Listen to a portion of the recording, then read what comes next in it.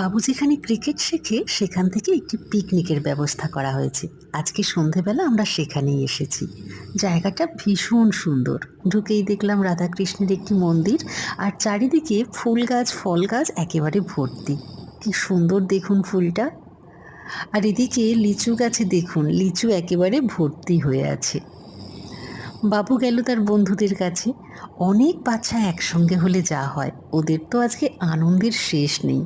সারাক্ষণ খেলাধুলা আর খেলাধুলা। আমরা দোতলায় একটু কোল্ড ড্রিঙ্কস খাচ্ছিলাম, আর নিচে ফাঁকা জায়গায় খাওয়া দাওয়ার ব্যবস্থা করা হয়েছে। ফ্রায়েড রাইস, চিকেন কষা, চাটনি, পাঁপড়, আইসক্রিম।